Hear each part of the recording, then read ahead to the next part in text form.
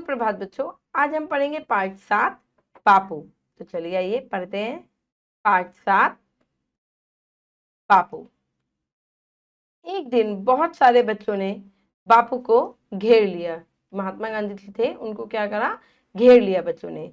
बापू ने उनसे पूछा, क्या तुम्हें गिनना आता है? जरा बाईं ओर से दाईं ओर तक गिनकर बताओ कि तुम लोग कितने हो। मतलब कि बाईं ओर से गिन के बताओ कि दाईं ओर तक कितने बच्चे हैं। ठीक है। बच्चों को यह प्रश्न कुछ अनोखा सा लगा, किंतु उन्होंने गिनना आरंभ करा। कुछ नया लगा और उन्होंने गिनना प्रारंभ कर दिया। पहली बार गिनने में कुछ परेशानी हुई, किंतु दूसरी तीसरी बार तक गिनते गिनते वे बड़ी आसानी से गिनना सीख गए। पर खेल समाप्त नहीं हुआ। बापू ने उनसे पूछा, सम विषम क्या होता है जानते हो? जब उन्होंने गिन लिया तो बापू ने पूछा, सम विषम क्या होता है, अब ये जानते हो? केवल एक ही बच्चा सम विषम का अर्थ जानता था। बापू ने सबको समझाया और फिर से कहा, अच्छा, सभी विषम स्थानों पर जो बच्चे हैं वे वहीं खड़े रहें और जो सम स्थानों पर हैं वे एक कदम आगे आ जाएं। ठीक है, जो विषम पे है वो खड़े रहें, जो सम पे है वो एक कदम आगे आ जाए। जैसे कि आप देख रहे हो, दो बच्चे आगे खड़े हुए। ठीक है, और बापू इनसे पूछ रहे हैं सम विषम के बारे में। अब पहले तो बच्चे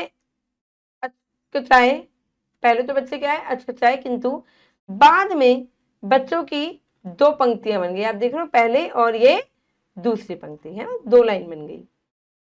एक साथ बच्चों की बैच दूसरी 6 बच्चों की, क्योंकि कुल 13 बच्चे थे। अभी यहाँ चित्र में कम दिखाए गए हैं, वैसे बच्चों की दूसरी 6 बच्चों की पंक्तियां बनी थी। ठीक है, और पहले की 7।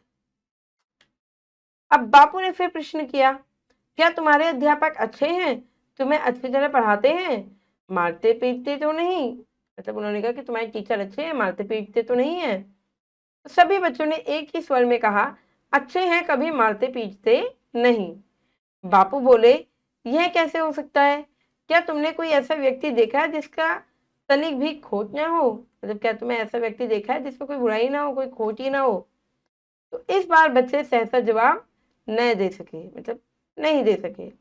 किंतु 2 मिनट बाद उनका जो नेता था, जो उन सब में बच्चों में नेता था, वह मुस्कुराया, बोला, हाँ देखा है।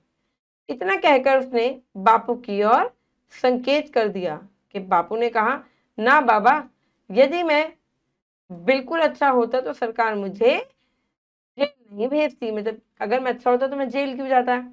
ठीक है। तो बच्चे बापू की इस बात का जवाब नहीं दे सके। तब बापू ने कहा, देखो देखो बच्चों, मनुष्य में कोई भी बिल्कुल अच्छा नहीं होता, किसी में कोई ना कोई गुण दोष होते ही हैं। दोष नहीं तो केवल क्या होता है, परमात्मा होता है, ईश्वर होता है, भगवान होता है। हम सबको तो बस उसके जैसा बनने का प्रयास करना चाहिए। सत्य ही इसका एकमात्र मार्ग है। कितनी भी बड़ी गलती हम क्यों ना करें, परंतु हमें सदैव सत्य बोलना चाहिए। हमें झूठ नहीं बोलना चाहिए। अगर कोई गलती हो भी गई है तो उसे बता देना चाहिए। सत्यवादी को कभी दुख नहीं होता। बापू जी का ही कहना था कि हमें हमेशा सत्य बोलना चाहिए, कुछ गलती हो गई तो बता देना चाहिए। चलिए बच्चों, करते हैं अभ्यास। उत्तर चुनकर टिक लगाइए। एक दिन बच्चों ने किसे घेर लिया था? किसे घेरा था? बापू को, महात्मा गांधी जी को, यानी कि। चलिए, कुल कितने बच्चे थे? 13 बच्चे थे। कितने? 13 बच्चे थे। ऐसा कौन है जिसमें खोट न हो? सिर्फ मनुष्य नहीं है, सिर्फ क्या है, परमात्मा है। चलिए बच्चों, आगे बढ़ते हैं। चलिए, दिए गए शब्दों से रिक्त स्थान भरिए। डैश तो केवल परमात्मा है, दोष रहित, जिसमें कोई दोष नहीं है। दोष रहित तो केवल परमात्मा है। डैश ही इसका एकमात्र मार्ग है। सत्य है, सच बोलना ही। सत्य ही इसका एकमात्र मार्ग है। सत्यवादी को कभी दुख नहीं होता। दुख केवल एक ही डैश सम विषम का अर्थ जानता था। कौन जानता था? एक बच्चा जानता था, बस एक बच्चा जानता था।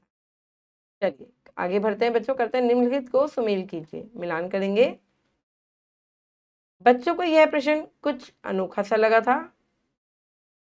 केवल एक ही बच्चा सम विषम का अर्थ जानता था। बच्चे बापू की इस बात का जवाब न दे सके और दोष रहित तो केवल कौन है? परमात्मा है। ये व्याकरण है, ये आपको खुद से करनी है।